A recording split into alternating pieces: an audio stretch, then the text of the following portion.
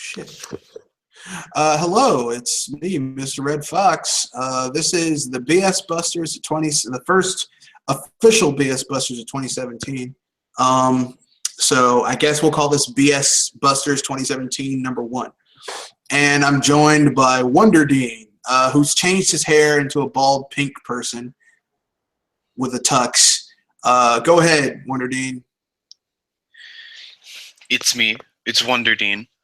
I finally changed my look to celebrate the 20th anniversary of the Kirby series, and also because I need a new look for the new year anyway. All but right. I am just as powerful as ever, even without the pompadour. So I think we're all in for a good time. Okay then. So, it's me, Mr. Red Fox, the Lord and Master. Well, not the Lord and Master, but the proprietor and primary host of BS Busters. My ace, my partner, Triple M, couldn't be here, but our prayers go with him, and we hope that once he gets himself back in the fighting shape, he can come back and help me bust some bullshit, as he was wont to do. So this is BS Busters 2017.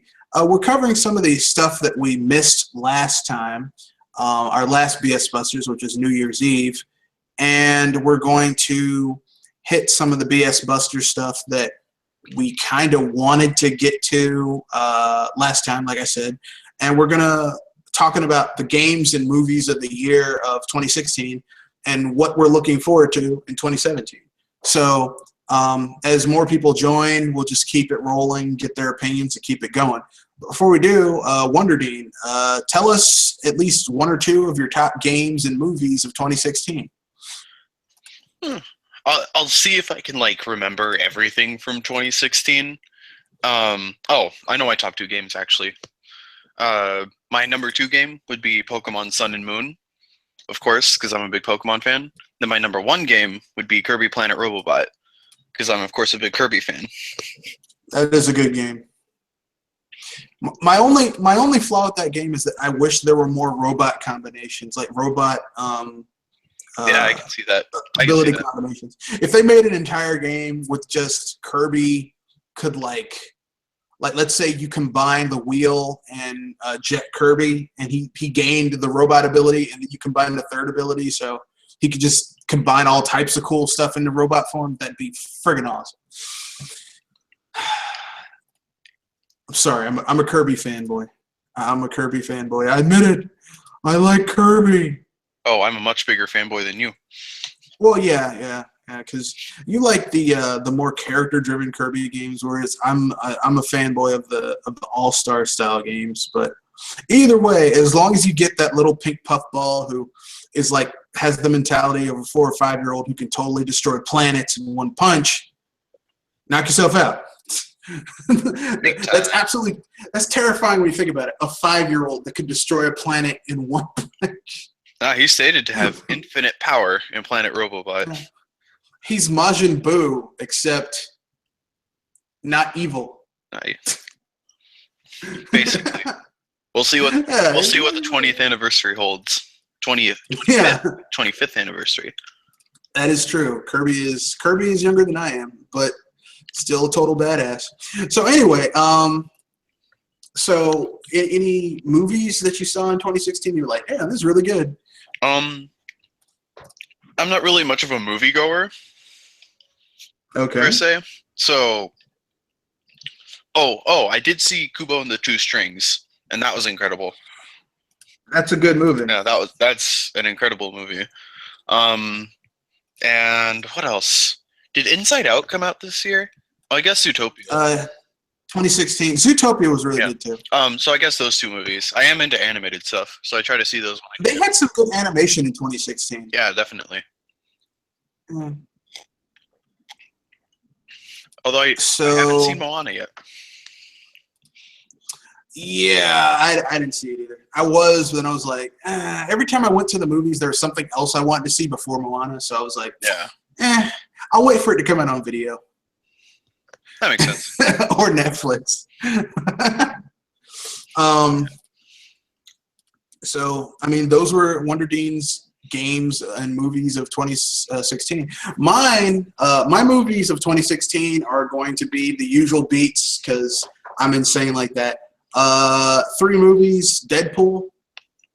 Thought that was a good film. Doctor Strange was really good. What else did I see? 2016. Civil War. Civil War, yeah, Civil War. So Deadpool. Now I would have added Rogue One, but Rogue One has a pacing problem in the first 2/3. Yeah. Some people find annoying. For me, it didn't really bother me that much, because it was all just exposition and setup. The setup took a long time to get to it, but when you finally got to the payoff, it was like, it felt like when you're a little kid and your parents were like, we're going for ice cream, but they took the long route to get you to the ice cream place. You were like, man, this is taking too damn long. And when you finally got to the ice cream place, it turned out it was your birthday and they had an ice cream cake there and like balloons and your friends. And it's like, damn, this is awesome. And Darth Vader killing a whole bunch of people in a hallway. It was just... I like how the Death Star, when they did fire it, was like a nuke, basically. And they showed it like blasting off in the distance like a nuke. Yeah, it was, and that was like it using one reactor. It was pretty cool. But yeah, I mean, there were some good films in 2016. If you were going for mainline stuff, there were some indie films that were good. Moonlight was good. Not everyone's cup of tea, but I liked it. Mm-hmm. Hidden Figures, about some of the African American females who worked at NASA and had to do the math calculations before they had computers that could do it, so they had to do it themselves. As a matter of fact, they were called computers. they were because they computated the mathematical problems and stuff like that. Functions, the mathematical functions. That was a good film. I saw Fences. I didn't really like it, but some people loved it. I was like, eh. I don't like seeing Denzel Washington as a villain. Except in Training Day, where he says King Kong ain't got nothing on me. That's still a really good line. Game-wise, 2016 was an interesting time for gaming. I would have said Pokemon, but even though I have Pokemon Sun, I haven't opened it yet. Like, I haven't even played it yet. I've been busy with other stuff I've been playing, so. I've been playing a lot of,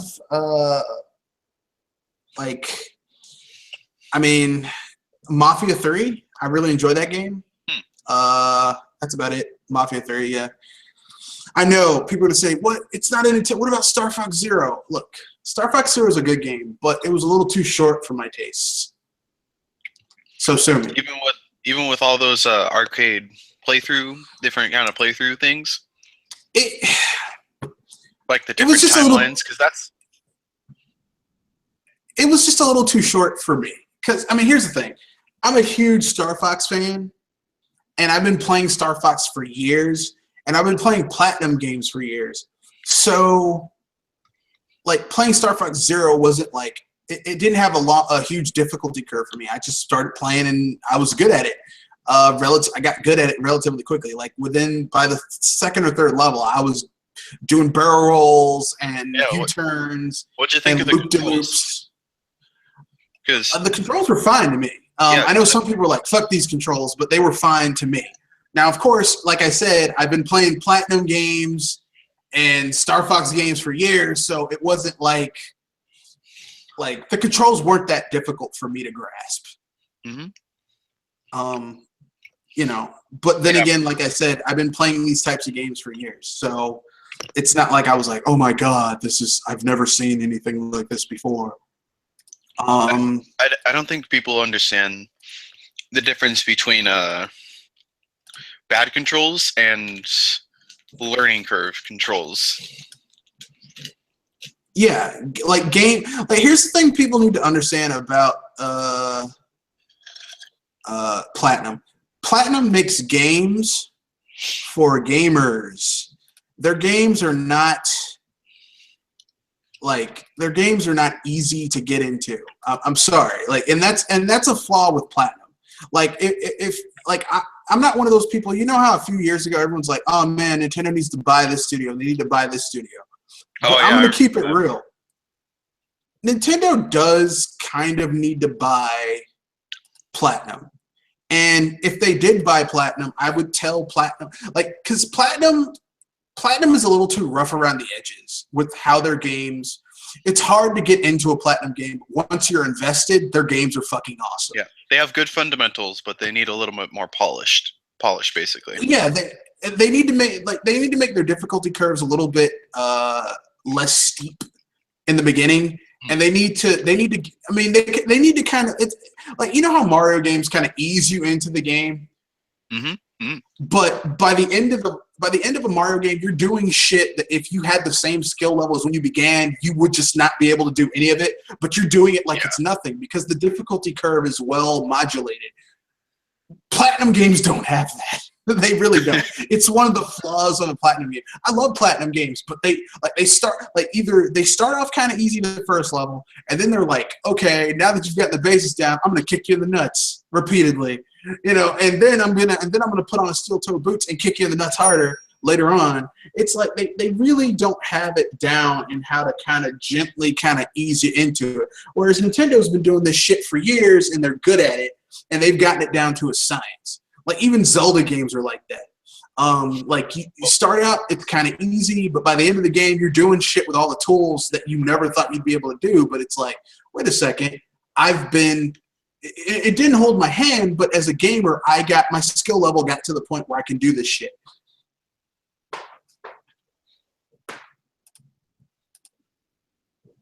But if anyone who's listening has a question in the chat, just put Q colon and then a question, and we'll answer it.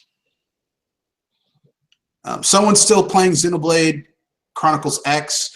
Yeah, I finally beat that game, and I'm gonna get back into that game sometime next weekend. Probably, I'll probably get back into that game because that game is so fucking good. Yeah, that game is still a bit overwhelming for me. I think I'm just gonna start from scratch and watch a guide from the very beginning or something like that. That's a good thing. I mean, because here's the thing: the game is not hard to get into, but it's one of those. I mean, No, it's not. It's a monolith soft game. So basically, it's like you're thinking everything is a certain way, and then the game reaches a certain point and it opens up, and you're like, "Shit, this game is way bigger than I anticipated." Yeah, and that's how monolith games are. It's like a buffet, but each and everything fills you up to the brim. Each and every area is just ridiculously dense and packed with content. It's kind of, except think of it like this: it's like it's a buffet, but there's one big buffet booth, like one of those long buffet lines where on both sides they're serving something. And then you're like, man, there's a lot of stuff here. Oh, this is only one part of the buffet. And then they take you to the back with one of those curtain things, and they open it up, and you see there's like another 4 or 5 halls of buffet lines that you could get stuff from. And you're like, shit. Yeah. That's basically how Xenoblade Chronicles X is. God, and Zelda Breath of the Wild might be even bigger. Yeah, since Monolith Soft is helping to build that world up. And I mean, and here's the thing: Xenoblade Chronicles X, I love that game. It has one flaw that kind of brings it down, in my opinion. Not a huge flaw, a minor flaw. There's only one central city in that game. Yeah, I can see that. That's a flaw. Like if they'd had even little tiny villages dotted around Mira, game could have been fucking awesome. Well, I mean, it still is fucking awesome. But it's awesome, but that would have kicked it up to the level where it's like, damn, this is just because it would have been like, okay, and maybe have a more diverse character roster, like maybe have some of the aliens join you. That would have been cool. I would have liked to have Nopons return. That would have been cool. Yeah, that would have been nice. I mean, because they have this Nopon character who's just not used for anything. Yeah, I mean, thanks for giving me the things that I can see things from a distance, asshole. But I mean, like, I played Xenoblade Chronicles. I know you people can fucking fight. I mean, have we forgotten Ricky? Dude, Ricky was great. Yeah. Ricky, whose wife sent him away because she got tired of having children. She's like, look, you got to get the fuck out of here. I'm tired of having kids. Go. Get out of here, Ricky. They're like, yeah, I've got kids. Really? Because you act like you're about 5 years old, Ricky. What an interesting name for a hero. It's like, who are you? I'm Socrates. I'm Conan. That over there is Bruce Wayne. That's Clark Kent. That's Roger Greysteel. And who's that? That's Ricky. Could you imagine threatening people with a hero with a name like Ricky? It's like, hey man, you better not knock over that bank. Why not? Ricky might come. It's like, I ain't afraid of nobody named Ricky. Even with all those flaws, it's pretty much the best RPG of this generation, though. For me, it is the game of the generation, but the generation hasn't ended yet. That's true. I know some people are saying that the Switch is the next gen system for Nintendo. I don't really think it is. In my mind, and this is just my own thinking, and I know some people are going to get mad at me. For me, I think that the Wii was Nintendo's 6.5 gen system, and I think the Wii U is their 7th gen system, and I think the Switch is going to be their 8th gen system.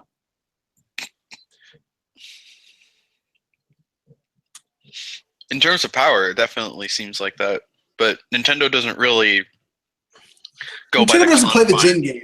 Yeah. They don't play the gen game, but just in my mind, like, I don't see the Wii U. I think the Wii U was just there, like, okay, we need to get up to speed with HD development. We need to develop a model that will let us keep our budgets low and our profits high without compromising quality. But we need, like, kind of like to test it out. Like, the Wii U was their test console to see what worked, what didn't work for this new generation of gamers who don't give a fuck about quality. They just want, oh, it's pretty, it sparkles. They're like a baby with keys being jangled in their face, and they love the keys jangling. It's like, this doesn't mean anything. I don't care, it sparkles. Sorry, I'm a little testy. We have a question from Metal Mint. Has anyone made an Oregon Trail style mod for Fallout 4? Imagine trying to journey across the wasteland in a group of people Oregon Trail style. That'd be awesome, actually. I'm one of those people who likes Bethesda games, even how flawed they are. I like them. Yeah, that'd be cool if they made a mod like that for Fallout. If I had my druthers, I would. If I had my druthers, what would really make me happy with a Fallout is if Bethesda said, "Look, Obsidian is making a Fallout kind of spinoff, kind of like how they did New Vegas. They're doing a spinoff from Fallout 4. Call it whatever the hell. Call it Fallout New Orleans." No, man, no. I have an idea, and you're gonna love this shit when I explain it. Call it Fallout New Japan. Okay. Now, listen here, okay? New Japan basically takes place in Hawaii and Japan, okay? And basically, you play as, like, for the first time, you can play a Fallout game where you don't have to just play as a human. You can play as a cyborg. You can play as you can play as a super mutant. You can play as a ghoul. See, if it would have done that. Exactly. If it was good, it would have done that. But, this is Bethesda. And here's the thing. Bethesda bought the license from Fallout, but they don't understand the lore of Fallout, and that's where they fuck up. But, it would be cool because Obsidian could do that, and then they could have you play as a guy who maybe, like, if you play as a normal human, you manage to get to a safe place. But if you play as a super mutant or a ghoul or a cyborg, you were wounded and you were somehow saved somehow. But the whole thing about New Japan would be, like, Japan, they're resilient people. They somehow survived the nuclear holocaust. They've rebuilt. They've come back. Hawaii has military bases in Hawaii, but they too have managed to kind of cling on and kind of come back. But the remnants of China are attacking both of these places. And because of the nuclear bombs and the fallout, there's these giant monsters that have evolved, have mutated. So you have giant kaiju attacking, like Godzilla style, right? Oh, that'd be great. They'd be like boss battles. Exactly. Or even like the Chinese have their own version of Hercules from Fallout 3 and 4. And like you have to summon a kaiju to fight the Chinese giant mech. That'd be fucking awesome. So you get basically a Godzilla type monster fighting a giant mech, and you just like the only thing you had to do was wake the thing up and point it in the right direction. And you get to visit underwater cities because the Japanese are industrious like that. So you get to visit underwater cities and underwater vaults. Go to vaults inside of dormant or extinct volcanoes. Like there's some really, and for one thing, the game would be in places where there's vegetation and like greenery and not just bleak browns and grays. Oh yeah, I could see that. That'd be cool. I would like to see a party system that actually has the party members not be stupid douchebags. Like if a dude claims I'm an assassin, I'm a sniper, you should be silent. You should be sneaking around. You shouldn't be making noise while we're sneaking around. I would like to see a main quest where the side quests you do actually help with the main quest. Like let's say I help out the Brotherhood of Steel West, a Western version of Brotherhood of Steel, which isn't as xenophobic and just downright racist as the East Coast Brotherhood of Steel. So it would be something like in Xenoblade Chronicles X, how some of those side quests like unlock new weapons and armor and stuff like that. Well, I was gonna say how they help with the main. Well, not like they did this in New Vegas. They haven't done it in other Fallout games under Bethesda. But New Vegas wasn't made by Bethesda. It was made by Obsidian. Oh, sorry. Well, okay, like you know how like, but Xenoblade Chronicles does do this. You know how in Xenoblade Chronicles, if you want to find out the full story of what's going on within the game, you have to do the side quests. Yeah, something like that. Like it opens up the world, and you change how the world, like how things happen in the world by doing the side quests. Like I want to see stuff like that in another Fallout game because they haven't really. Like it's they pay lip service to the shit in Fallout 4. It's kind of like very, like, well, you know, you kind of affect we're bringing civilization back to the wasteland. If I'm building civilization, if I'm bringing civilization back to the wasteland, then there should be like a standing army of Minutemen going around wiping out raiders. Wiping out raider settlements, like either you conform or we shoot you and kill all of you. You know, I should be able to form a partnership with the super mutants instead of just killing them. It's like, hey man, look, listen, you guys want peace, we want peace. We don't have to kill each other because we got people who wants to kill all of us. And if we band together, we're stronger together than separated. Like, they don't do that in Fallout 4. It's very, boring. Let's see. Metalmint says, I was hoping one of the Rothians were going to be a party member of Xenoblade Chronicles X, and the giant werebear looking Tanukis also. Yeah, I can get that. Xenoblade Chronicles X is a great game, though. I'm going to get back into it. I might even zero out my save and start from scratch. Yeah. Maybe try a different character build. I don't know. I was thinking of doing that because my characters feel really weak, and like I don't feel like I know what I'm doing. So, okay. I was just gonna go for it, man. Yeah.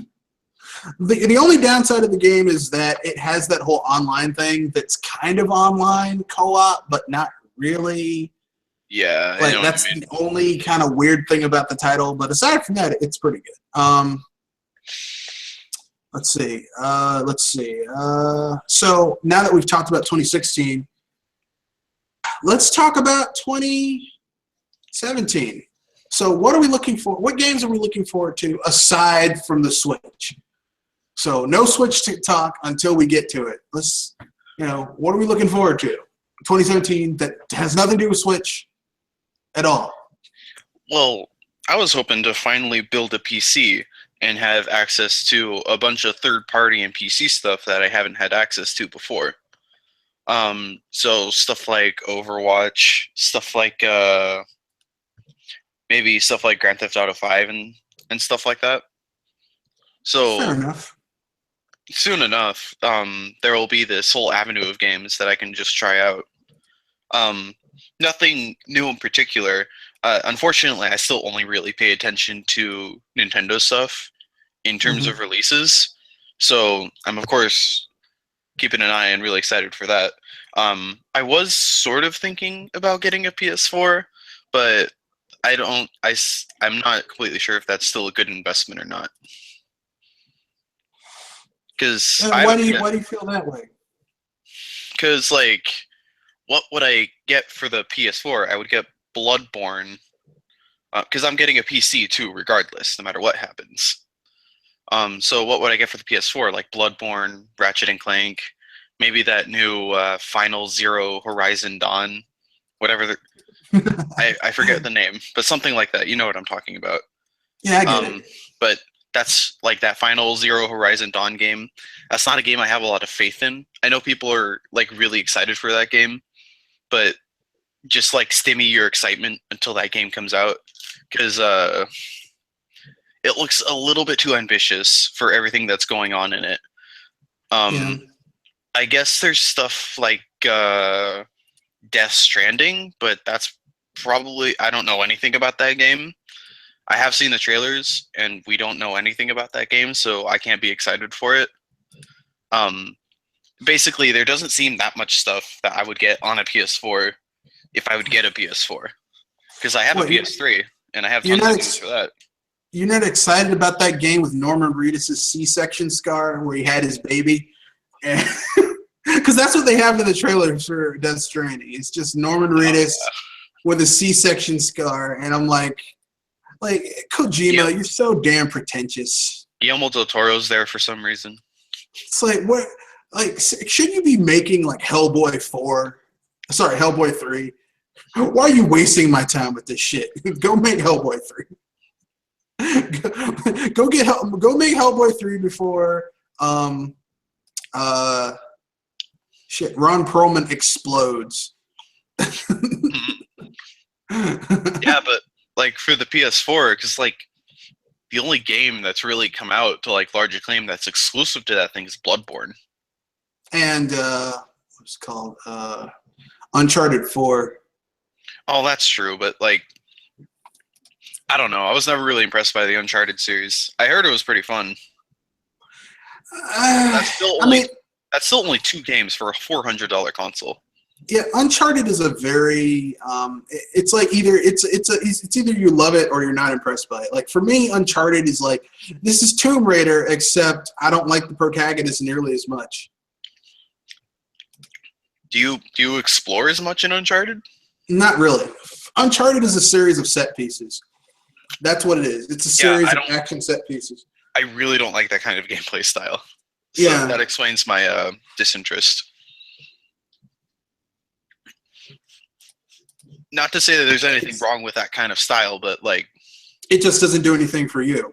Yeah, and I think Uncharted, from what I've seen, goes a little bit too far in that direction. Yeah, that's kind of the flaw for me with Uncharted, is that it's just too action set piecey, and I've played better games than Uncharted. I'm I don't really like this game too much. I mean, I really shouldn't worry about a PS4. I have a huge PS3 library because I've gotten a bunch of used games for it. I just got a Fallout New Vegas recently and Dark Souls, so I can finally try those out. You're in for a treat with New Vegas. New Vegas is so fucking awesome. So damn awesome.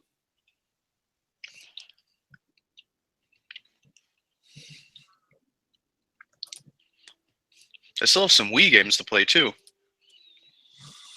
The Wii is a great console. Games are finally getting real cheap for the Wii because, it's older. You can get a lot of them used for real cheap. So,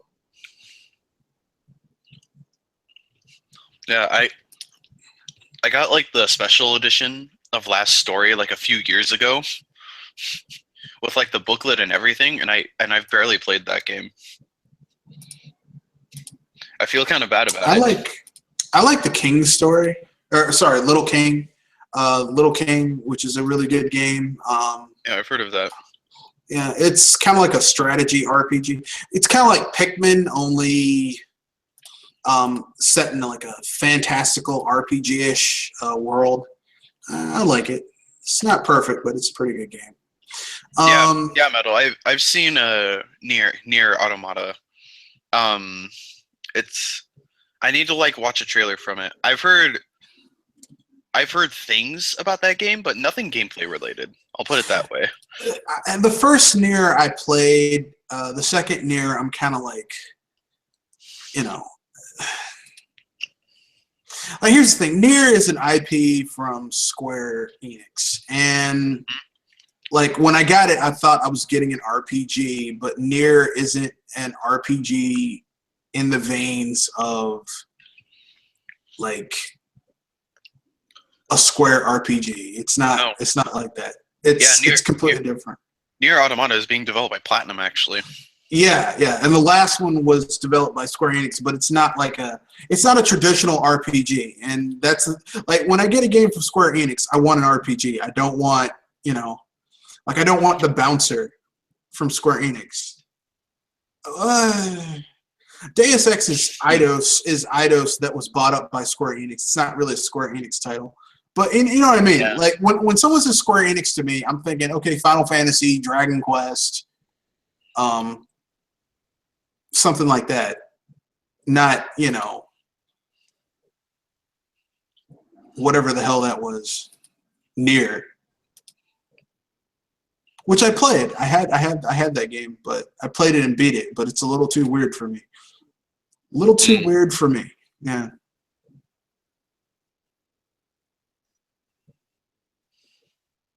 But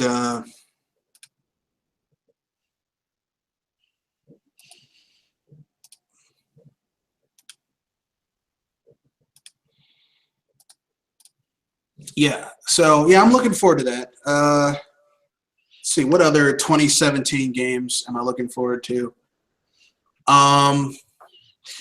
Mass Effect Andromeda. I said that earlier. Yeah. If in the off-air chat. Yeah, Mass Effect Andromeda I'm looking forward to, even though I was burnt with Mass Effect 3. I think we all were burnt on Mass Effect 3. If you got Mass Effect 3, you were burnt on that game. Yeah. Persona. I want Sorry, keep going. Persona 5. Yeah, that's fine. Yeah, I was about to say that. Yeah. I want it to be good, but I think it'll be good. Well, I've never played a bad Persona game. I mean, I think the worst Persona game they've made was Persona 3, but that's because it was just not like there were certain development choices with that game that kind of made it kind of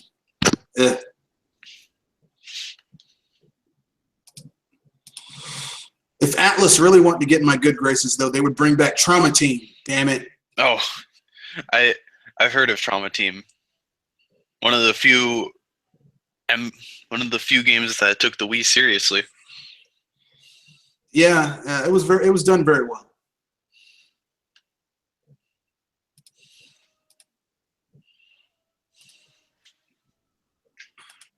It was a port from a DS game, but it was such a well-made game. Oh my god.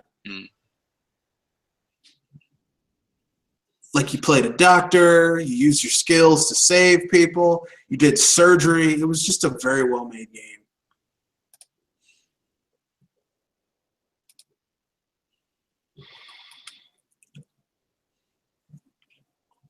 EA said there's not going to be a season pass for Mass Effect Andromeda.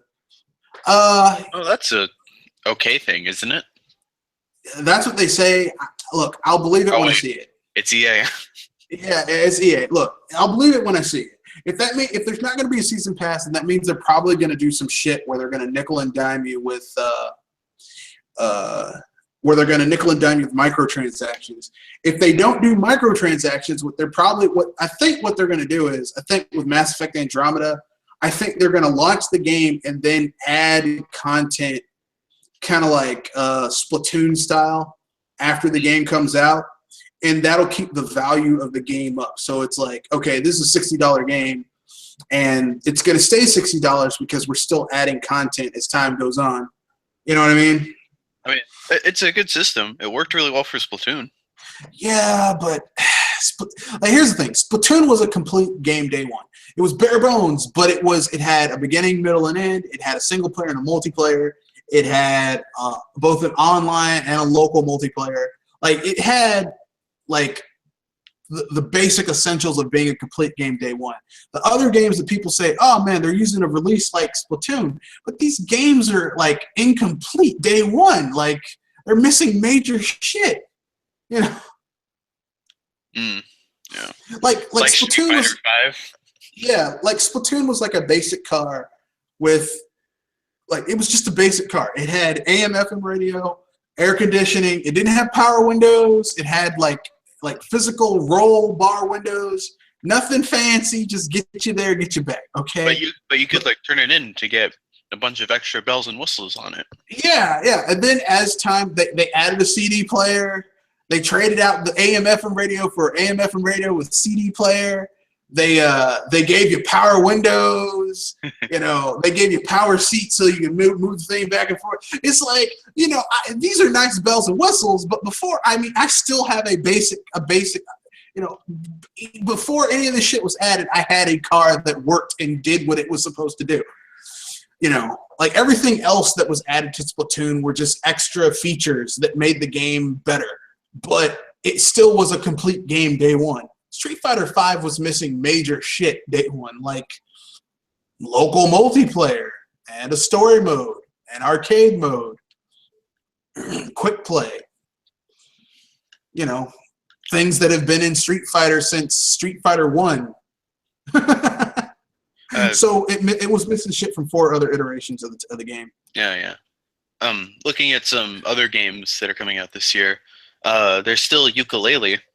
Even though I won't be able to play that on my Wii U for like no reason. So yeah, I'm getting that on PC. I'm just gonna get that on PC. I'm like, you know what, fuck it. I'm like, because I helped kickstart that game. I was like, look guys, I'm just gonna get it on PC. Fuck it. Yeah. I don't care. I'm doing it. Just change my shit to PC. It'll be all right. Ever Oasis is coming out this year. That'll probably be pretty good. Yeah, I'm looking forward to that too. Yeah. I think that's going to be good. Oh, Red Dead Redemption 2 is coming out this year too. Yeah, I'm not excited about that. Really? Not a big Red Dead fan. Yeah, I know. People are like, but you like Grand Theft Auto? Yeah, but Grand Theft Auto is a completely different fucking game from Red Dead. They're 2 completely different games. They have nothing in common except coming from the same studio. I've been playing the first one. It's pretty good. The atmosphere is done really well. You mean the second one? Well, the first one was, you know. Yeah. The first one was a Capcom game. I liked it though. It was like an arcade style shooter. Yeah. Really? Red Dead Revolver? Yeah, it was originally supposed to be an arcade shooter, and then they changed it into more like a action set piece shooter. And then they did Red Dead Redemption, which was basically like how do I describe Red Dead Redemption? It's basically kind of a it's Grand Theft Auto, but in the Old West. No, it's not Grand Theft Auto in the Old West because it doesn't move fast enough for Grand Theft Auto. I can see that. It's an open world sandbox Western simulator. That's the best way I can say it. Yeah, that's the way.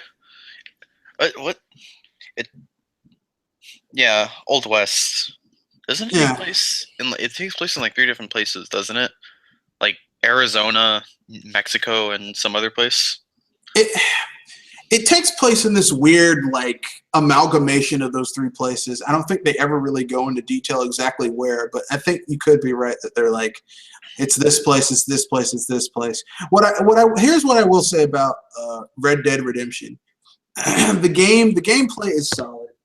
It does get the job done, but for me, it was just a little too slow. The game was a little Yeah, too slow. I I didn't feel like I was making progress in the game. It seems a little hard to get money in that game because you have to Yeah, like walk to a poster, get a bounty. Sometimes people have like random tasks that you can do while you're just out traveling. it just the game didn't feel like it. The game didn't flow very well for me. That was the one flaw of Red Dead Redemption. The flow was just not there for me. I know some people might get mad. They're like, "How dare you? How dare you not love this game that I love?" Maybe That's maybe Red Dead 2 will fix some of those problems then. eh, you know what would really make me happy if Activision got off their asses and made Gun 2. Because Gun. Gun Gun was Red Dead Redemption before Red Dead Redemption. It was, and I think it was done better because, like, it was like you felt like you were progressing in the game, and it was just done better, you know. And like, if I'm playing a game, I want to feel like I'm progressing. I'm becoming more formidable. I'm becoming more badass, and like you really don't feel that in Red Dead Redemption. Like not until you get to a certain point in the game, and by then you've pumped 30, 40 hours into it. It's like, Yeah, damn. I can see that. Shenmue 3 is also coming out this year. If it doesn't get if it doesn't get delayed. Yeah, I'm not I'm not hanging my hat on that one. I'm like, yeah, no, probably not. I'm not. No, I'm.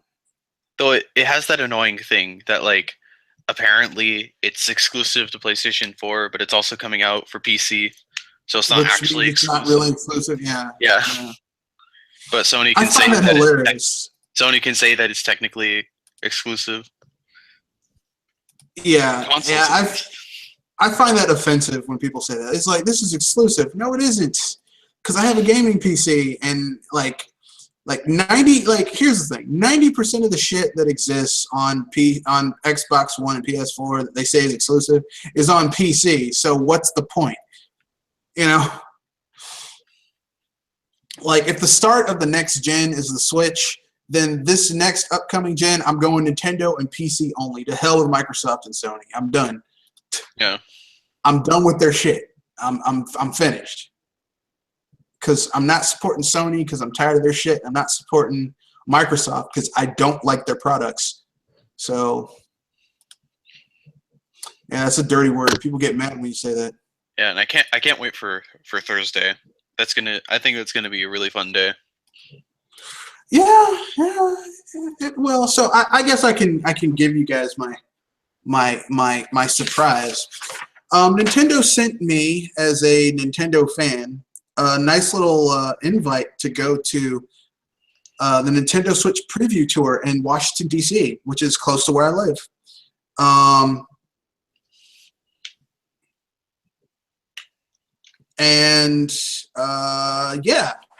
be able to go there on a little private tour, take pictures, video, have hands on with the stuff.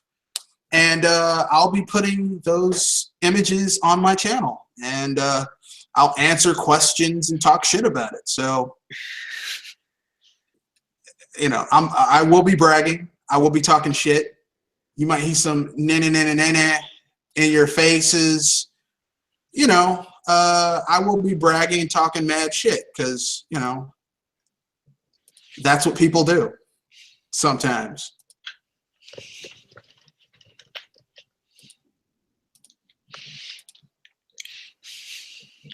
Yeah, I can't think about it too much because then I'll get too jealous.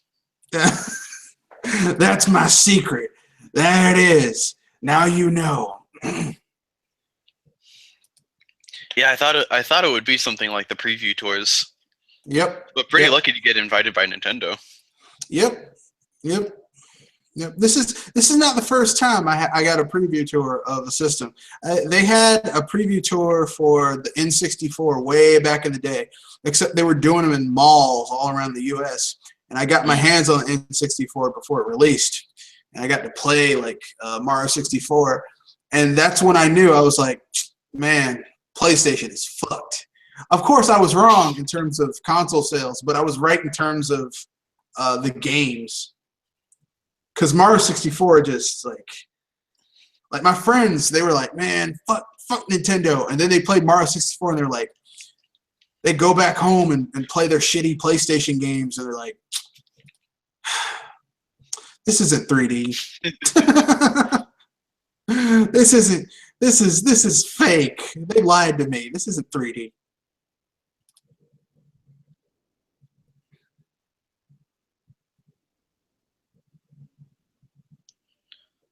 Oh, Middleman asks where the guy who made the Manny series has been hiding. He's been hiding with Nintendo.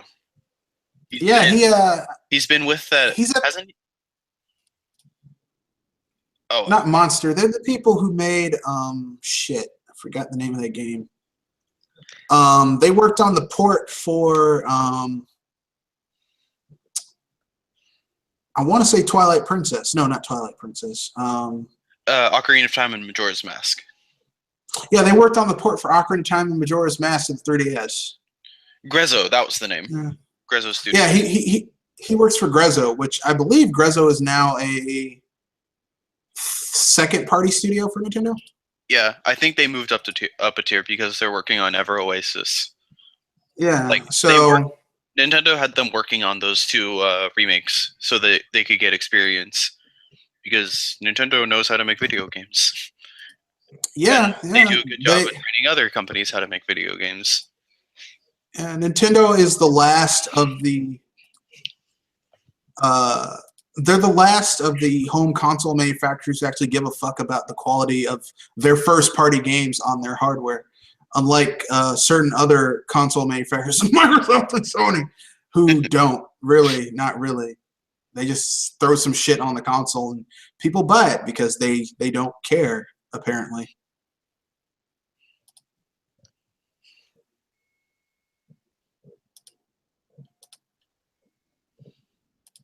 Should we start talking about the Switch in full force then? Sure, why not?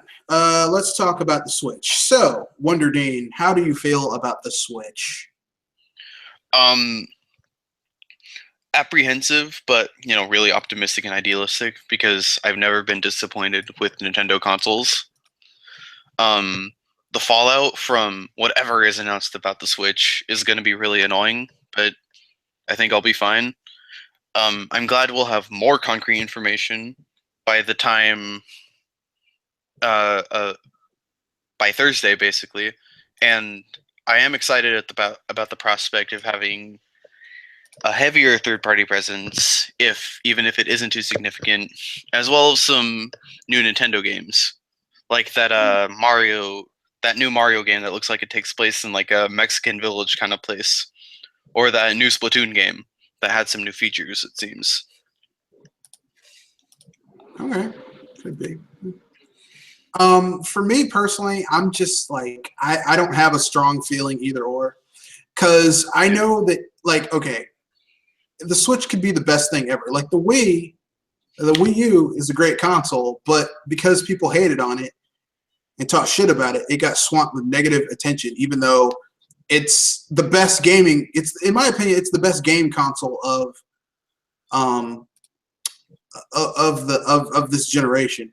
And I say this, I know some people are like, how dare you? But like the Xbox One and the PS4 aren't really game consoles. They're media centers that happen to play games. Yeah. Whereas the Wii U is a fucking gaming console, which, I'm an old school gamer. I like gaming consoles. Because I've seen media centers that happen to play games. It was called the Philips CDI and the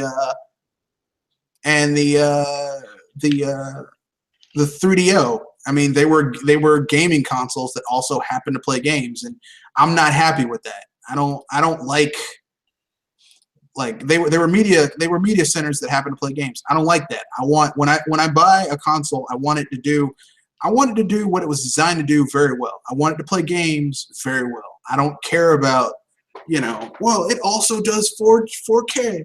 It also does your taxes. It also does this. Yeah, but does it play games? Well,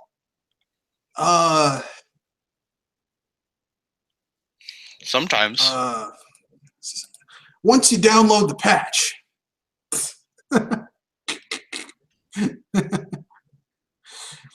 If I hear one more, once you download the patch, I'm done. I'm done. I'm tired of downloading patches to play games. That is offensive to me.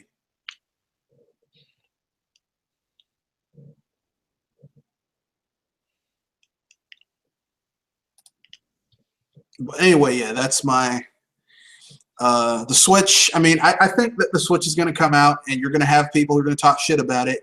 I think the overall opinion of most people will probably be positive because, I mean, if anything we've learned about this gen, it's that Sony means that this industry stagnates because Sony isn't doing anything to move shit forward at all, and Microsoft isn't doing anything to move shit forward either.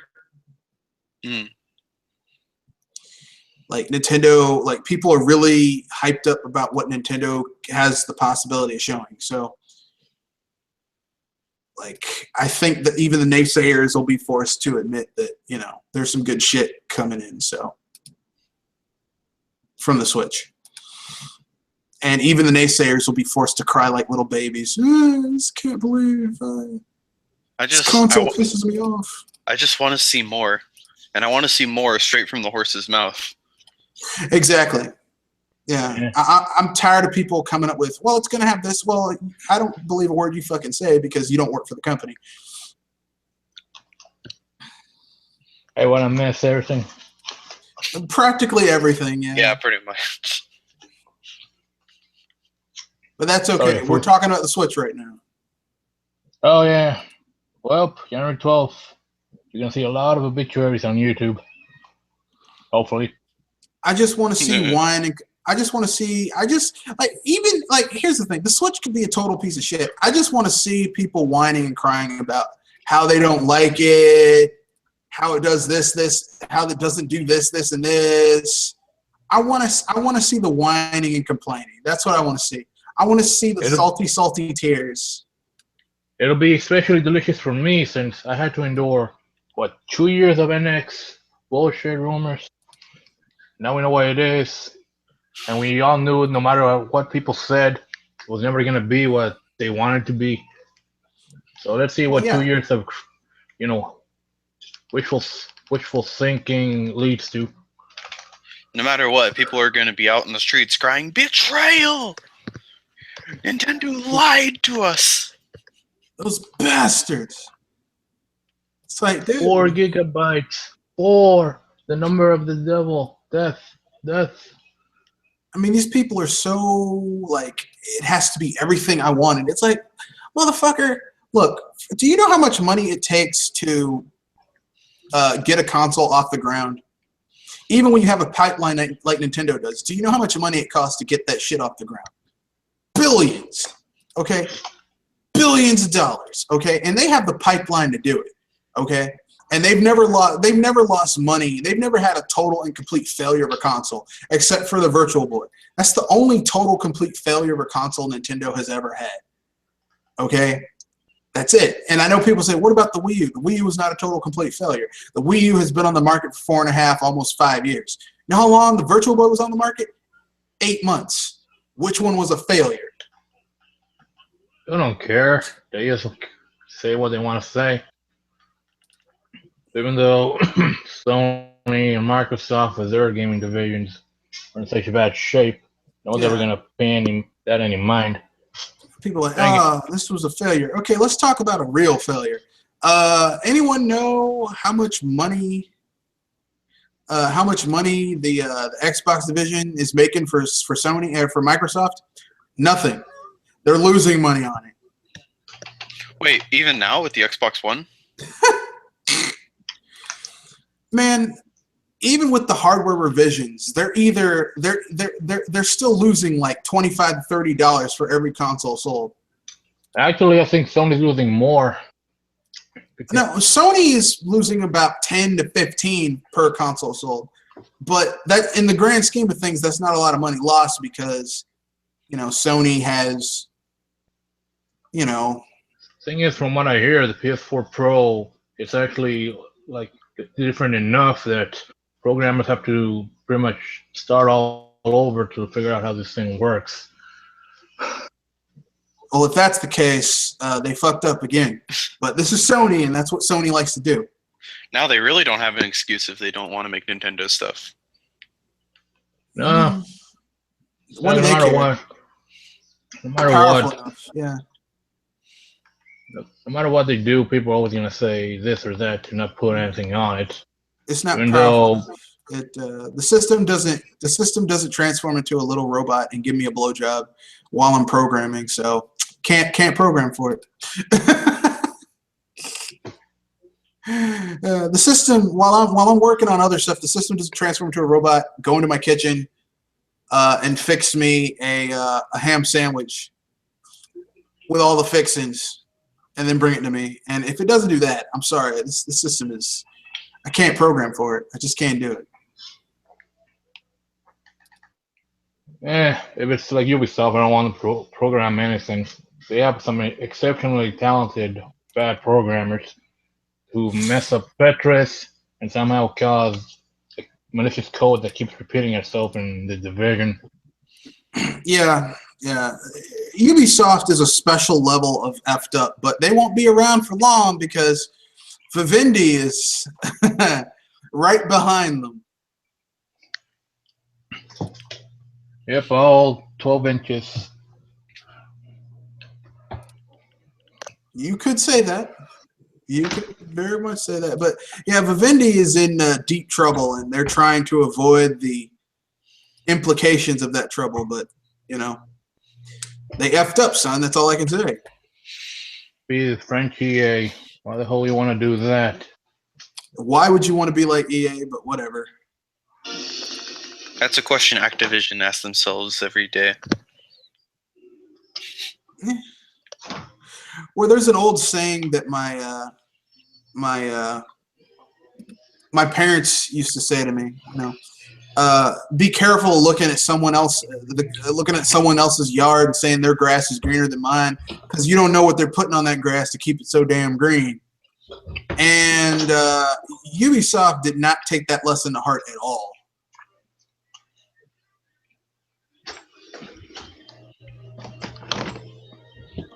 No, but for some reason, it's weird. People know that these companies, with the recent output, has been terrible.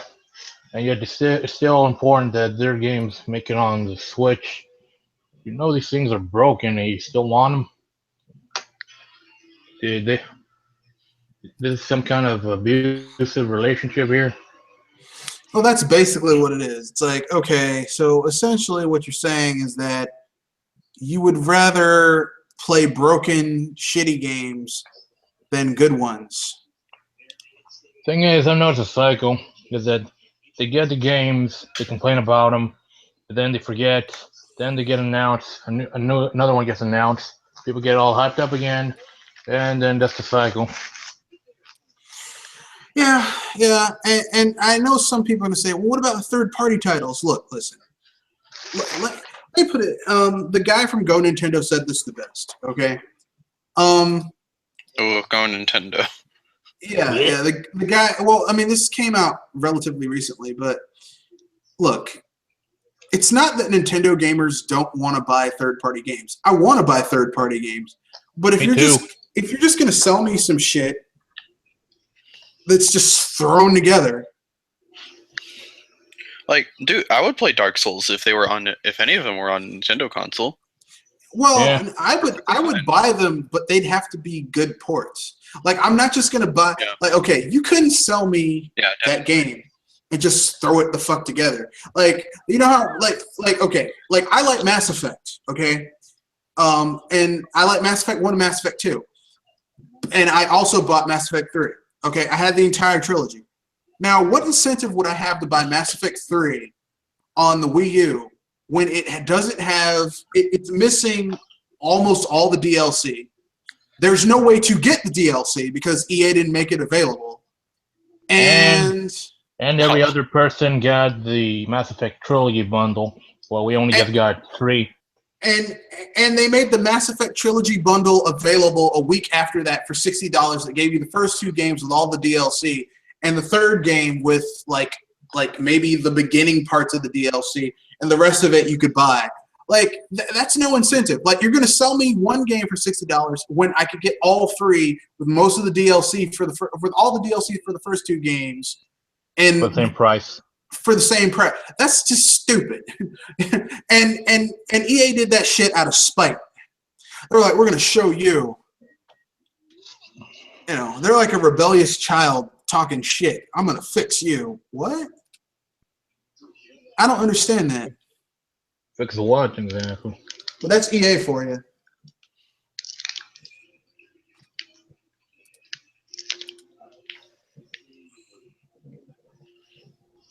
All I know is that I'm making my dam, building my ark, anticipating the flood of tears.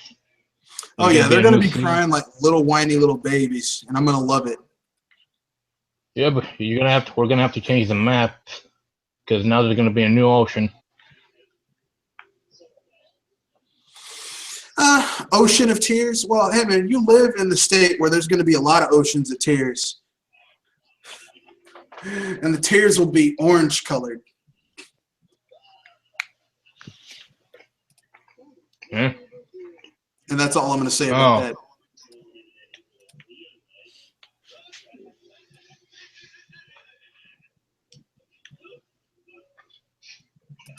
Anything else anyone wants to talk about? I mean, I think we've exhausted the Switch at this point. Yep, just 5 more days to go. Yeah, fair enough.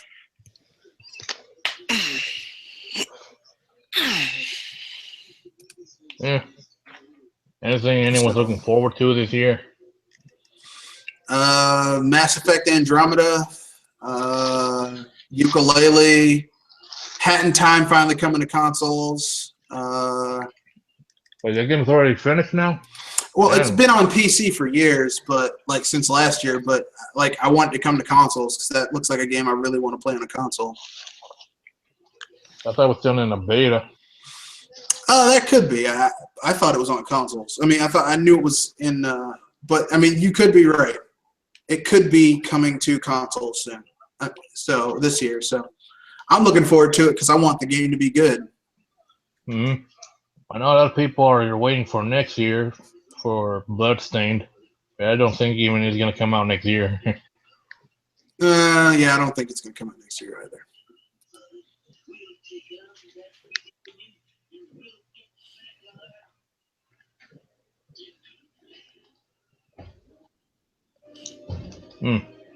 Anything else coming out? The Spectre Knight DLC for Shovel Knight. Breath of the Wild, of course. That's going to be fun. Ever Oasis, Tank Troopers. I'm getting that game. That's going to be good too. You know, Nintendo IPs that won't count for various reasons. Stupid reasons, but still. I'll tell you, man. We'll probably get some surprises this Thursday.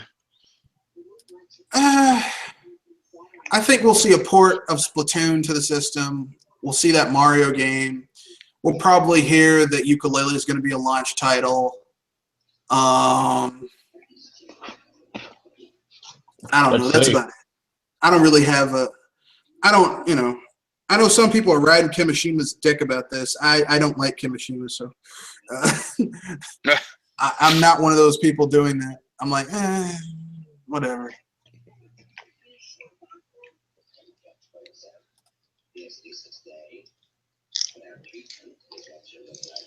How can you not like the person who will finally get Nintendo out of the dredges and into the mind of the hardcore gamer after all these years? Yeah. These hardcore gamers can't even learn how to play a game like Star Fox Zero. Yeah, It's just something they call themselves. the reason I think that Kimishima, I don't have any respect for Kimishima at this point, is that everything he's done up to this point is just shit that was already put in place by Iwata that like was going to be implemented anyway. Like he hasn't done anything that's his and his alone that he himself has thought up and conceptualized.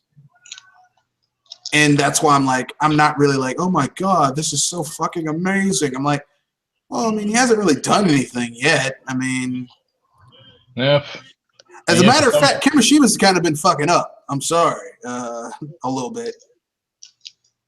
What do you do? Well, let's see. He hasn't really given any information out to people. The replacement for Club Nintendo is kind of shitty. Oh yeah.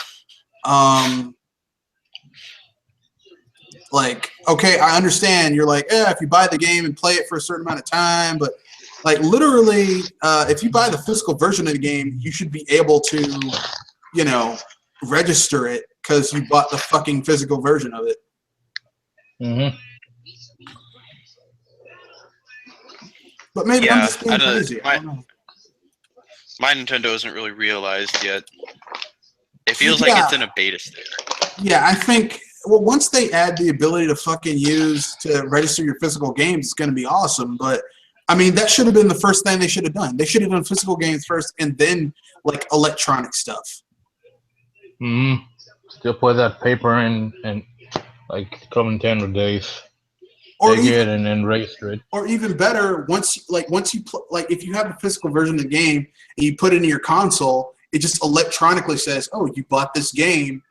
Because it's tied. Because the game is tied, because your Nintendo consoles are physically tied to that account, like electronically, physically tied to that account.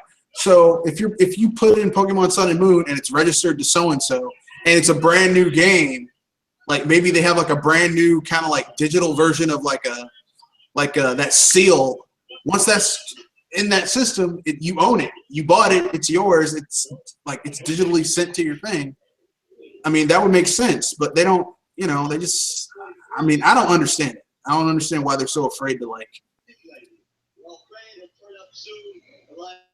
Yeah, I just don't understand why people seem to want Miyamoto gone, if not outright dead. That's just people just whining like little bitches. You're not getting rid of Miyamoto, just like you're not getting rid of Stan the Man Lee anytime soon. Yeah, there's this whole weird pushback against Miyamoto, but it's like, no, it feels like we don't really comprehend the context of everything that was going on. You know what I mean? No, I think they were just being whiny little bitches. That's what was going on. And it was cool. Like, there comes a point when it's cool to whine and bitch about people because they didn't do exactly what you wanted them to do. And I'm like, look, you didn't like the way Star Fox Zero played. Too bad. I've seen little kids play this game. They enjoyed it. They're not grown men. Like, I played the game. I'm not a little kid. I enjoyed it. I think they were just being whiny little bitches. But then again, like I said, I've been playing Star Fox games for years, so I have a different perspective on the title.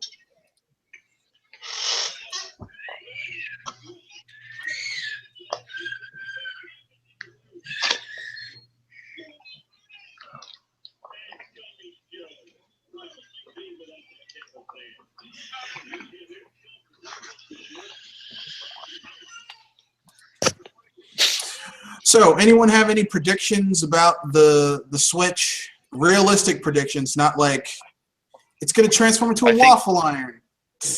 I think they'll show off Legend of Zelda Breath of the Wild. Yeah, but we pretty much knew that was going to be on the system.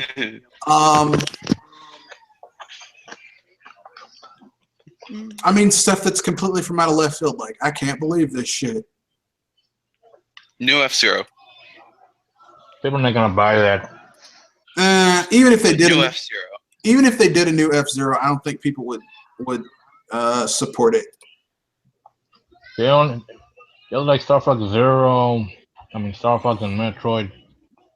If they're just one of those things, weird things people do, where they keep begging for a new title, even though the number of people who've actually played any of their game is abysmally low. Well, F-Zero always does its best when it's a launch title, and if it's not a launch title, it doesn't do that well. So, you know, that's just the way it is. A port of Marvel vs. Capcom Infinite. That could happen. I don't think they'd announce Release. it at the. I don't think if they were going to do that, I don't think they'd announce it at the Switch thing. They'd probably save that for later in the year, probably around E3. I mean, I'm not saying it couldn't happen. I'm just saying they probably wouldn't announce it at the Switch reveal. They'd probably do it later on. Because Capcom, I mean, the way Capcom effed up Street Fighter V, I wouldn't trust them to put anything on anything else at this point. And that was only on one system. You know what I'm saying? PS4 and PC, and it's messed up on both. Capcom There are a only few did one version of it. There are a few things going in the favor of Marvel vs. Capcom. Like, it's being made by this time. It's not being made by. Yeah, it's not. It's being made in house this time. Okay. Not like by some. But you know, whatever that means. At this point, I'm just like, I'm wary of people who have been effing up as of late. I'm like, look, like, especially when Capcom effed up with Street Fighter V, because, I mean, Capcom effing up Street Fighter V is like going to a burger restaurant and their burgers are always burnt.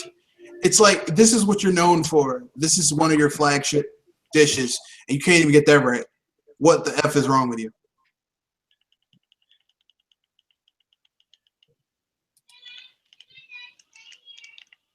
That's Capcom at this point. It's just like, yeah, well, you know. You've been effing up, Capcom. I don't know what's wrong with you. Why you keep on effing up?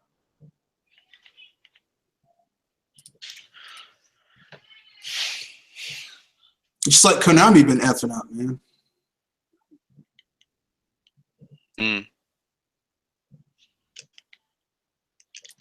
People get mad when you say that. What do you mean Konami been effing up? Yeah, they've been effing up. No one gets really mad about it. People don't like Konami these days. I let them slide on a lot of shit though, because you know, Konami. I signed off on Konami a long time ago, so it's not like they can portray me anymore when I basically wipe my hands of them. You know what I mean? It's like, well, fuck them. You know, they aren't that good anyway. Konami hasn't been good for years. That's what people need to understand. Konami went down the shitter when they handed Castlevania to that shitty ass company. Yeah, we haven't had a real Castlevania. We haven't had a real Castlevania game in a long time. Yeah, and that embarrassingly bad Castlevania game they released. I forgot the name of it. Shattered Mirror. No, that was on the handheld. That was the closest you had to traditional Castlevania. No, it was Mask of Shadows. Lords of Shadows. Oh God, that is such a fucking terrible Castlevania. That Castlevania is embarrassing. They need to apologize for that Castlevania. It's so bad. It's fucking God of War, man. It's a shitty God of War clone. Yeah. It's like, that is not Castlevania, dude.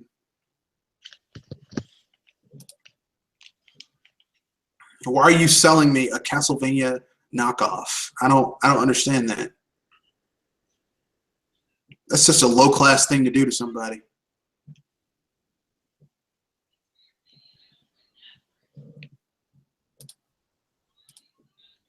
Oh well.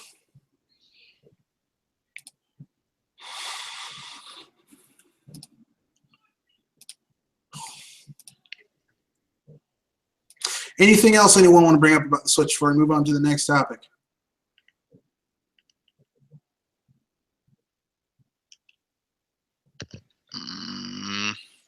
Bueller. Bueller. A crazy prediction. Bethesda games are on it. You know what? Nope, Look, not I'll gonna believe it. I'll believe it when I see it. I'll believe it when I see it. If they show Skyrim and they're like Skyrim is 100% coming to this and it's the Ultimate Edition and it has all the content, I'll be like, okay, I was wrong. They did it. But if I need to see that shit before I'm not just gonna jump on it. I need to see it.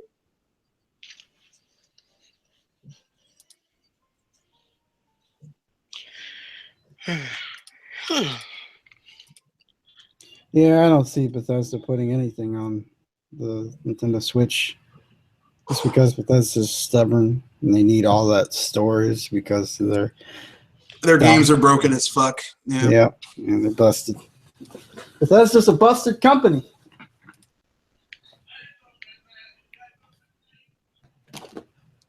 I don't think they spend enough money on Q&A.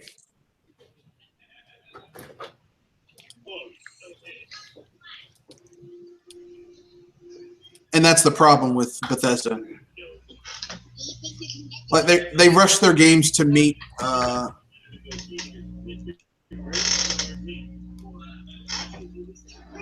they rush their games to meet a quota, and that's it. They're like, okay, we're gonna get this shit. You know, we need to get to the holiday season, but this game is only 80% done, and we've only done 60% of the testing to make sure it doesn't have game-breaking bugs. Fuck that. We need to get this game done. We need to get this game out for Christmas. And that's Bethesda. Like, they rush their games. Yeah, but for every glitch they got in a game merits one award. And yeah. Well, I mean, not just that. Like, I enjoy Bethesda games, but their games are so fucking broken that it's like it's. I mean, like their games are so broken that you can't ignore it. You can't be like, well, you know, they didn't know, because there's no way their games. Some of their games are so broken. It's like there's no way you fucking didn't know that this game was this broken. You can't tell me you didn't know that it was this broken. You cannot tell me that. But they will. People will believe them. No, it's not that. Look, there's no damn way that this shit wasn't this broken. Don't lie to me. I know it. I can tell how this game. Like, I don't know anything about coding. Well, I shouldn't say I don't know. I know very little about coding, but even I can tell when something is really, really broken.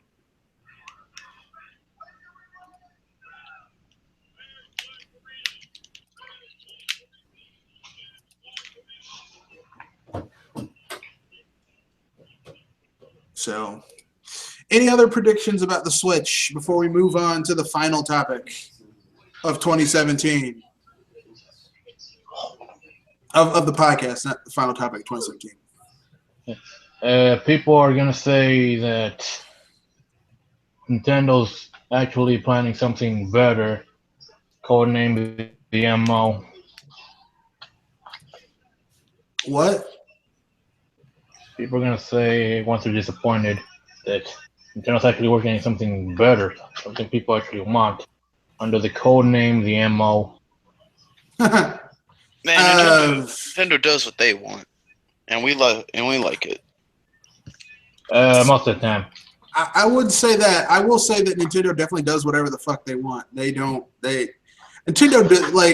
that's what I admire about them. They do not. Most of the time, they do not give a shit. Like, look, we're gonna do what we want to do, and you know we'll be fine either way. Well, they've been stated they could operate at a loss for a minimum of 50 years. I don't think. I don't think they'd let it go to that point, but I get what you're saying. Here's what I will say. Here's what I will say. Here's a little twist of a topic. When do you think Nintendo is going to retire the 3DS and bring out their next handheld? And no, the Switch is not their next handheld. When do you think they're going to bring out their next handheld? That's a good question because 3DS has been going on for so long. Well, It feels 5 like years. It hasn't been 5 years. It's been like 7. Yeah, you're right. Yeah, 7 years. I mean, the 3DS is getting a little long in the tooth. And you're beginning to see hardware limitations. I don't think they'll count the Switch. I don't think they'll count the Switch as both handheld and console. That doesn't make sense. Well, that's what I was saying. I don't think the Switch is a handheld. Yeah, does it have? Can you play on the go? But I wouldn't. Yeah, you can, but I wouldn't recommend it. Just saying. People are doing that already with their Wii U's and gamepads. They just expanded on that idea. Yeah, the Switch is basically, in my opinion, the Switch is the logical conclusion for the Wii U. It's not. I'm just glad of the handheld. I'm just glad they're continuing. I'm just glad they're continuing the idea of a TV-less console. Like I like that. Yeah. Like you don't need a TV to play the console. I'll tell you what I would like to see from Nintendo. I would like to see if they bring a new handheld out. I want them to see them bring back the Game Boy. I think that will happen. I know there's something called the Super Virtual Game Boy that is going to come out that plays everything Game Boy. I want to see the Game Boy brought back. I want to see the Game Boy as I want to see the Game Boy brought back because the Game Boy was a fucking awesome console. The Neo Game Boy? And no, just not even just call it Neo. Just bring back something. Maybe make it like a new type of console. I mean, new type of handheld, and let it play. Let it make it backwards compatible with the 3DS and the DS, and just call it the Game Boy. That's it. Just same name. Just make it backwards compatible. Maybe give it some type of cool gimmick. I don't know, because Nintendo loves having cool gimmicks. So what do you guys say to those people who just say the Switch is nothing more than just a tablet that you hook up to your TV? Okay. People keep insinuating that it's a handheld that you just hook up to your TV. Well, I mean, they can take it any way they want to. I mean, like I said, me personally, I think that it is the logical realization of the 3D of the Wii U. Like they took the ideas that the Wii U started, but couldn't really be made perfected just because the technology was just too expensive or it wasn't worth going back to the drawing board. And I think they finally got to the point where they were like, "Yeah, we can do this." And I think this is what the Switch is. That's my own personal opinion, but that's what it looks like to me. They were like, now you really can take this other places like you wanted with the Wii U and play your game, your complete game. Just be careful no one steals it. I tell you, I'm looking forward to seeing how Sony and Microsoft try to steal ideas from this shit because that's all they ever do. Oh, we don't come up with original ideas. We steal other people's good ones. I think they're going to push VR. We are VR. VR too? We are VR troopers. I used to watch that show, like, because I thought it was going to be bigger than Power Rangers. No, Power Rangers. Because like basically when Saban was trying to get and Shuki Levy were trying to get a hold in the American market, they just were throwing all types of shit on the wall. And they were like, okay, VR Troopers, Kamen Rider, Power Rangers, Big Bad Beetleborgs. Oh, Beetleborgs. That was terrible. Big Bad Beetleborgs. Like, they were throwing everything against the wall in order to get something to stick. Like, we need tonkatsu, something tonkatsu to stick. Yeah, Beetleborgs was terrible. I remember Beetleborgs. It had a cheesy. catchy don't- theme song though. That was cheesy as crap. It had a cool theme song, and then they went to the second season where they brought in the Metallics, so they changed the theme song. Big Bad Beetleborgs Metallics, because look, all this shit was to sell toys. Okay, Yeah. that's all it was. Well- It was just to sell toys. Well, what isn't? Yeah, but I mean, we also had cool cartoons and series to go with the toys. Like Teenage Mutant Ninja Turtles was awesome, and they also had the toys. And it's still going on strong. I got a confession to make about the Shantae games. Uh-huh. And that is, I like the pirate tools better than I like the animal transformations. Yeah, that's a understandable. lot of people do. Pirate, here's the thing. Pirate's Curse was just a better game. Like it was more coherent. The other one, like Risky's Revenge was okay. You know. Unfinished. No, Risky's Revenge was okay. Risky's Revenge isn't the unfinished one. The unfinished one is Half Genie Hero. Half Genie Wow. Hero is just, oh God. There's so much missing from that game. Yeah. I can't wait for the Roadie Tops DLC just because, you know, I'm playing Pirate's Curse. I thought that little story they had in for it was interesting. Oh, yeah. I think I might have spoiled something, but Roddy has some really cool stories. It's a really cool backstory. yeah. It's like, damn, this is actually like for such a childish game. This is actually kind of a Serious? sad story. Yeah, this is Yeah. sad. Yeah, you can make a really interesting. I think you can make a really interesting game with Roadie Tops, just because of that little backstory.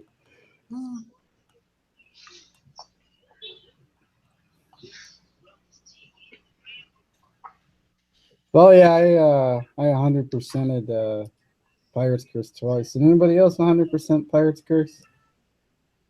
Yeah. Nah, I didn't. I haven't though. I didn't 100% it though. It's one of the only few games I've actually ever 100%ed. Yeah, I mean, I wanted the true ending. I like Pirate's Curse. I have to say Pirate's Curse is my second favorite. I like Risky's Revenge just because the remake for the Yeah. Game Boy Advance, because it basically like it makes the original game it better, kind Yeah. of. Yeah. I like that shit, but like I like Risky's Revenge because it's really, really polished. It's not never Pirate's Curse because it's really, really polished. Yeah. It's like a Metroid title. Yeah, it's basically a Metroid game, but it's not quite as, oh my God, you missed this, you're fucked. Just if you want the best ending, you have to find everything. But it's not hard to find everything in that game. And then you get a New Game Plus where you have everything from the beginning. Yeah, except for like story-specific stuff. And then you can just, I mean, Hero Mode is basically just like, I'm killing all of you motherfuckers. Die. Yeah. Because, I mean, you do that in Half Genie Hero. You get Hero Mode, it's like, I'm killing all of you. Die. Yeah, that's what I like I don't about even know you. You have to die. Yeah. That's what I like about the pirate mode on Pirate's Curse. You get all the pirate tools at the beginning of the games. It's pretty fun. My favorite side character in that game, though, is The Squid? no, I like the mechanic guy, Botop. Bolo. Bolo? Yeah, Bolo. He's such a, Yeah, Bolo. Yeah, I like Bolo. he's such a klutz. Yeah, I'm like, he's a fun little this- punching bag. This guy could be an awesome side character. Like you could give Bolo his own game, and it would be really funny, probably. Yeah. That was one of the Kickstarter plugins, but they didn't make it. It's like I'm Bolo. I beat like because he's got that metal hand. I'm like, damn, where'd you get the metal hand from, dude? Like, what happened to you that you've got a metal hand? Wait. Do you mean Bolo or Shantae's uncle Mimic? No, Bolo. Well, Bolo. I mean, it might not be a metal hand. It might be a glove, but it looks like a metal hand. It looks like he could do some shit with that metal hand. Like, you could basically give him an attack where he beats people up with his metal hand. That would be a cool, like. But yeah, it'd be better if Way Forward used them to make their own take on Bionic Commando. Or like they could make him like Mega Man, where like he gets gadgets and those are like his attacks are like the gadgets and shit. Like he gets scrap to build shit to make better stuff. That would be cool. I would totally get that. Yeah, there's only. We'll see. I think there's only like 3. So I was watching a Let's Play or some gameplay of Risky's Revenge. No, Risky's Revenge, and there's only 3 boss fights, or like 4 boss fights in that game.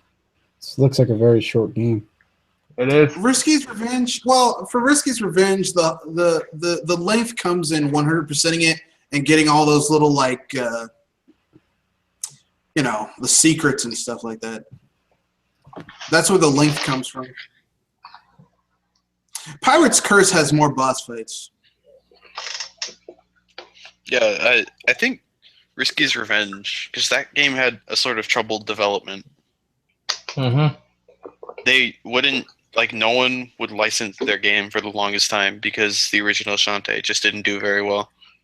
Yeah, well, it came out towards the twilight years of the Game Boy Color, because I had that game. It came out like 2002 or something. Yeah, it came out in the twilight years of the Game Boy Color, and the Game Boy Advance came out like within like 6 months of that game coming out.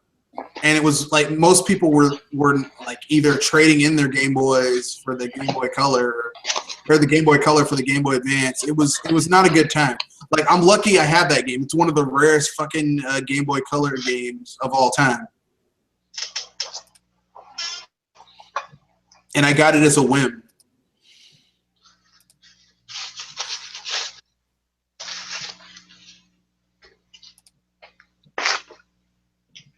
So anyone have any other topics they want to bring up before we wrap things up? Anyone want to predict what other studios or maybe what gaming media sites are going to die?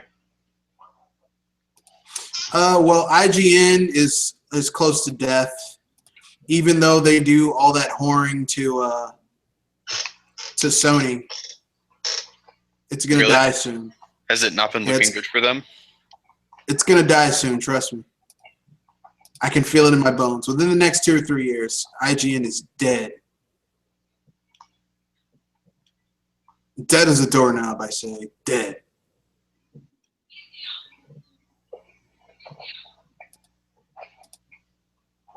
I guess which Game Explain was one of them. I think GameSpot is on its last legs. Polygon. GameSpot. Yeah, I expect gaming media to change in the next few years. It's going to look very different. Yeah. What would replace something like IGN?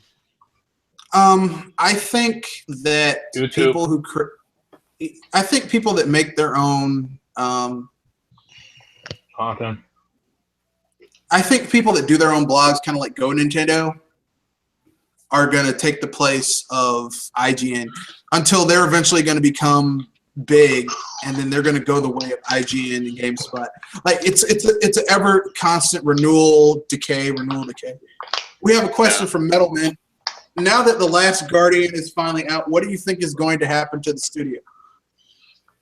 Who wants to answer that one? They'll make another game. Michael? Maybe. They'll probably take another 10 years. But... No, man, that studio's going to get – I think either the studio's going to get shuttered and the people are going to get divvied up amongst the little divisions in Sony proper, or it's just going to get shuttered and those people are going to go someplace else because that game was in development for 10 damn years. Like The Last Guardian, people are like, oh, it's such a beautiful game. That game was supposed to be on the PS2, man. That's the last Sony PlayStation 2 game.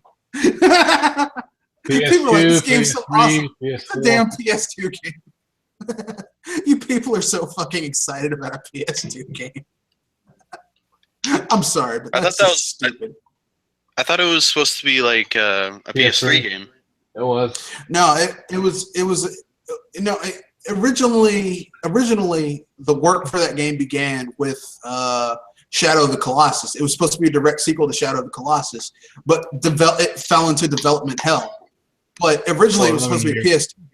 Yeah, it was supposed to be a PS2 game because it was supposed to bookend the Shadow it was supposed to be the Eco trilogy, and starting with Eco, then Shadow of the Colossus, then that other one whose name escapes me, Last Guardian. Are you sure the Last Guardian was supposed to be on the PS2? Because the animals, I just don't see. No, man. It was supposed to be a direct sequel to, because Eco was supposed to be a trilogy, right? Yeah. But it fell into development hell. So if you're gonna do a trilogy, right? Wouldn't you want all that shit to be on one console? And you start immediately after the last one ends? It was all supposed to be on that one console. It was all supposed to be on the PS2. But unfortunately, it fell into development hell, and Did the guy get sick or something? Is that one of the reasons it fell in? Man, I don't know. I'm just fucking with people who bought the last PS2 game. That's all I'm saying. I can't wait to read the story of how that game actually came to be. Look, man, I just wanted to fuck with people who bought the last PS2 game. That's all I wanted to do, because I occasionally like trolling people. It is fun to me sometimes. Yeah.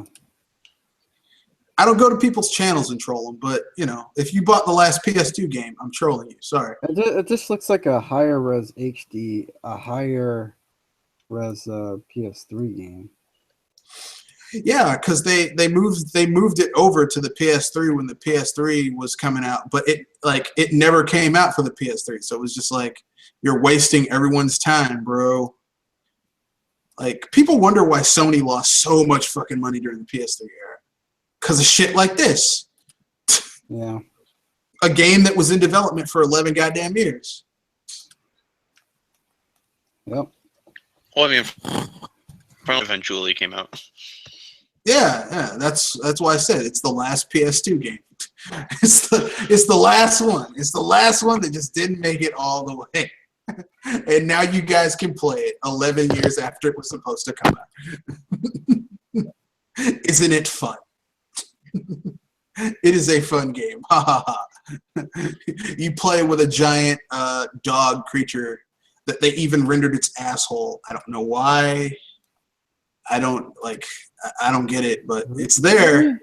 That's weird. It's Japanese. That's all you need to know. That's weird. That's just weird. It's Japan, dude. Not everything. Japan. Not everything should show up on screen. Well, it does now. You can see the. I don't even know the creature's name. HD. Hello Pikachu. Hello Pikachu. Yeah. Or Hey You Pikachu. Yeah, oh God, no! I hate that. That's not even a game. It's interactive software. Well, you hate Pikachu, so it makes it even double. Yeah, it's a double FU because I hate Pikachu, and then it's not even a damn game. It's just, interactive software. Because Nintendo they're like, oh man, Pikachu's so popular. Man, I'm right there with you. Screw Pikachu. Charizard is where it's at. Both of those Pokemon are lame. Any other Pokemon aside from Pikachu. Okay, anything. I could take even a fucking Magikarp over Pikachu. Anything past generation 2 can go screw off, because that's all I care about. Like the first two terrible taste. Generations. I can't. They nerfed so many Pokemon after Gen 2. I can't. I'm OG or go home. That's my feeling about it. That's how I feel. Like, if it's not the first two gens, I'm done. But I'm old school like that. So besides, here's my argument for why dragon type Pokemon and fire type Pokemon that look like dragons are so fucking badass. Because of Godzilla. Yeah, of course. Like anyone who's seen the new Godzilla film, Godzilla is essentially a Pokemon, except he's got 4 transformations. And as we all know, in Pokemon, the more transformations a Pokemon has, generally speaking, the more powerful it can become. Now, I'm not talking about the legendaries. Take out the legendaries. But for the rest of the Pokemon, the more evolutions they have, the more powerful that sumbitch can get. Because they added new forms to all the three transformation evolution Pokemon to make them even more powerful. Like, you used to think that damn Dragonite was badass. It's got a mega form now. It's got 4 transformations. What? Okay. Dragonite doesn't. Well, oh well. They'll add it eventually, and then we'll all be screwed because it'll be OP even more. Bastard. Don't count your breath. What? You don't want more OP dragon types? Well, I mean, an OP dragon type did get a mega form, and it's actually weaker. What, Rayquaza? Oh no, that's legitimately broken. That cheap, or as I call it, the cheap snake bastard. Mega Rayquaza. God! Oh God! Rayquaza is cheap. But yeah, I like Pokemon. I only have one flaw with Pokemon, that, as far as I know. That is, they still haven't made the Pokemon game that I want yet. I've enjoyed Pokemon, but they haven't made the Pokemon game that just makes me go, wow, I love this game. Yeah. I wish they could take like the concept of Pokken Fighters and implement that into an RPG, and that would be the Pokemon game I would want. Yeah, that's what I want.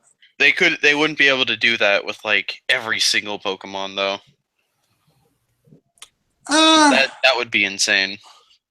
That would be insane, but that's the Pokemon game I want. I didn't say it was a realistic expectation. Yeah, that's a good point. Yeah, it's not. I'm just saying that's what I would want. I would want to be able to create custom move sets and stuff like that, like chain moves. Like basically, I would like to see a Pokemon game that, I mean, you could do it. Actually, they could do it. They would just have to make it more like Pokemon Mystery Dungeon and less like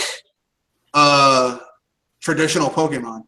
But if they did a side game that was like Pokemon Mystery Dungeon, except, you know, you actually controlled your Pokemon directly, I'd totally play that game.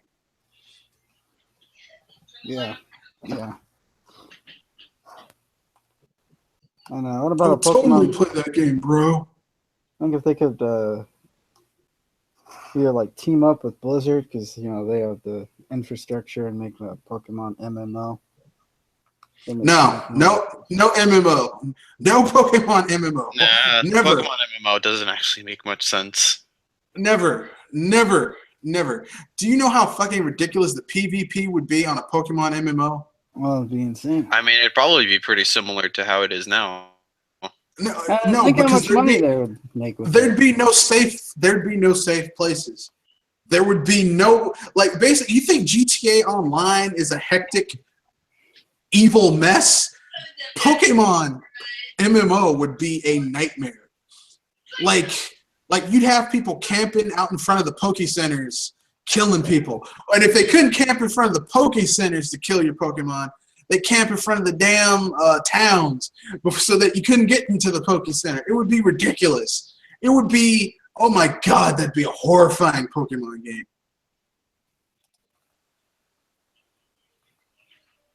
Yeah. I don't know. Why wouldn't an MMO make a lot of sense? I mean, you have all these Pokemon. You have all Nah, these... I don't think so, because like the main game's already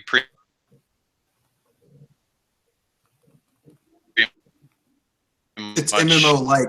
It's already MMO like, and the thing about Pokemon is it thrives off of balance. Like everything has a balance, whereas MMOs now thrive off of people breaking that balance, and then they're getting patched, and then they find something else to exploit. And Pokemon thrives off of having some type of form of balance. You don't really have that in most MMOs nowadays. Like, people find ways of fucking things over. Yeah, That's how MMOs work nowadays. that's why I don't like. I don't really like MMOs because people are pretty nasty. They're assholes. Yeah, Yeah. they're not nice. They kick you out of parties. Oh, you don't have the required gems or whatever on your level 3 Buster Sword, so you're gonna have to get out of here. We don't. And now you're having such a hard time because in order to really level up, you have to do raids and stuff. It's just like. Yeah. I'll give you an example of the bullshit that I faced in MMOs. I was playing Star Wars: The Old Republic endgame. The endgame, you go to this like planet. Like early on, the end game was you go to this planet and fight for control of the planet. It would be under Imperial or Republic control. And basically, there were so few people in the end game. So this is how much I love this game. I power leveled 4 characters within like a month and a half to get to the end game. Basically, you'd run on this planet, and it's supposed to be this grand battle between the Republic and the Empire. And yet people were just like running around helping each other fulfill their quota so that they could get their little battle commendations so they could go to the specialty store on the planet and buy shit for PvP. It was like, this is broken as shit. Yeah. Yeah, I mean, it's like that with Destiny. Destiny's not an MMO per se, but people were breaking the hell out of that game, trying to figure out exploits and whatnot, ruining the fun for everyone. Same with the Division. It was doing the same thing as well. It's like, yeah, you guys don't deserve to have fun, so we're gonna ruin it.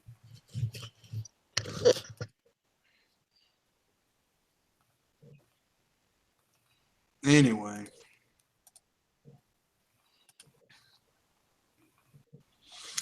So, I think we've reached the end of this cast. Anyone want to pimp anything out for the future? Nah, I don't think so.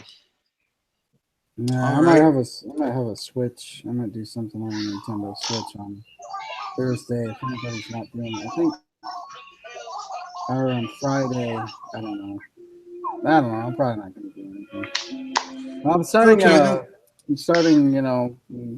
Putting a blog thing together, so I might start writing stuff. Cool. Whatever helps you get your message out. This is Mr. Red Fox. I will be doing a little put together a little presentation a few days after February 10th, because I'll be going to the Nintendo Switch preview tour in Washington, D.C., which is close to where I live, because I actually fucking got invited, so I'm going. So look forward to that, y'all. How do you get invited to that stuff? Is it? Look, man, you get put on the list. You reach you get the right criteria. You get to go. That's he gave the right man a good hand job. Actually, no. There were no hand jobs involved. No handies. Right. There were no HJs involved. Basically, I just I think I met the criteria. Like, I lived in the DC region. It's in Washington DC. I'm close. I'm a Nintendo fan. I'm registered on Club Nintendo or whatever. My Nintendo, whatever the fuck they call it now. So there you go. I'll have some exclusive content for you guys. So. And I'm registered on my Nintendo too. Damn. Yeah, but it's only coming to 5 cities, and it's probably nowhere close to where you are. Man, I live in the Los Angeles area. Oh well, shit. Then I don't know, man. Maybe you just aren't lucky. Maybe the gods didn't smile at you. Maybe your Nintendo fandom wasn't strong enough to attract Mario and Luigi and Link. Well, no one wants to attract Link because he just busts in your house and breaks all your shit. But while screaming like a madman, "Psych! Ha! Ha! Why'd you break all my shit, you mute bastard!" Ha! Okay. Anyway, so look forward to that. I'll definitely give you guys. I'll tell you all about the console that I got my hands on and everything like that. And I'll definitely post pictures because we're allowed to take pictures. I might even take some video, although I have a shitty cell phone, so I'll do my best. Peace. Peace.